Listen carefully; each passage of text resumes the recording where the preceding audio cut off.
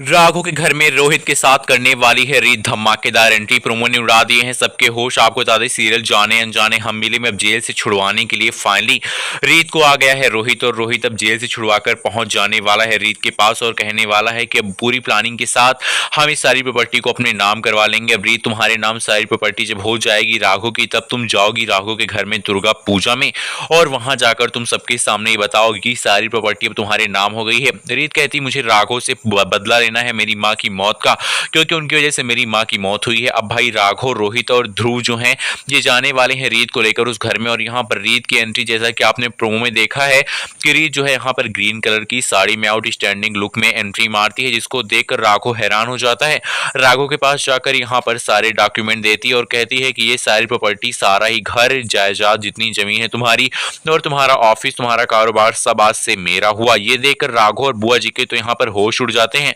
बुआ जी की आंखें फटी की फटी रह जाती हैं कि बुआ जी ने जिस राघव को बेवकूफ बनाकर सारी प्रॉपर्टी को अपने नाम करने के लिए इतनी बड़ी चाल चली थी, इतने दिनों से इतना बड़ा कांड किया, वो कुछ यहाँ पर काम ही नहीं आया। अब भाई बुआ जी की चाल धरी की धरी रह गई। वहीं पे रीत जो है वो यहाँ पर जिस तरह से एंट्री मार कर घर में आई है, उसे देखकर घर वालों के भी होश उड़े हुए हैं। आपको हम बता दें कि रीत ये सब इसलिए कर रही क्योंकि उसे राघव से बदला लेना है और साथ ही साथ बुआ जी से, जहाँ पे राघव को यहाँ पर रीत अपनी मम्मी की मौत का जिम्मेदार मानती है, तो वहीं पे बुआ जी जो है तो उसने उसके पिता की जान ली है, ऐसा यहाँ पर रीत का मानना, और रीत जो है सही मानती है क्योंकि रोहित रीत के लिए यहाँ पर राघव ने जो भी किया वो सब एक प्रकार से धोखा था, क्योंकि उसको जेल में जाकर जिस तरह से उसने ठुकरा दिया था उस समय रीत टूट गई थी। और उसी के बाद उसकी माँ को जब पता चला कि रीत को रोहित ने रीत को छोड़ दिया है राघव ने, तब उसकी माँ की मौत हो गई। और यहाँ पर रीत तभी यहाँ पर जाकर दाह संस्कार जब हो रहा होता है उसकी माँ का, तभी वो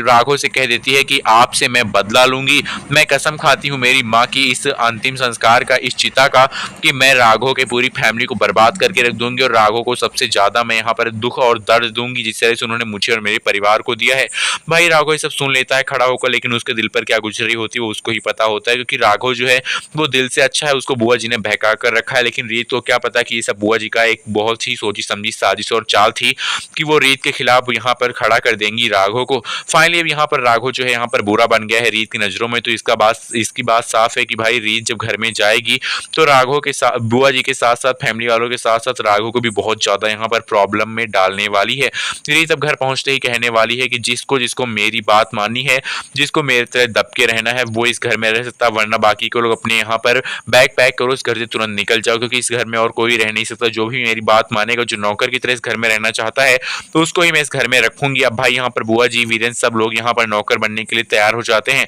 जहाँ पर बुआ जी को यहाँ पर झाड़ू पोछा रीत लेने के लिए बुआ जी और राघव से बदलाव करके आने वाली है रोहित के साथ शादी, जहाँ पे उसने अपने भाई ध्रुव के साथ मिलकर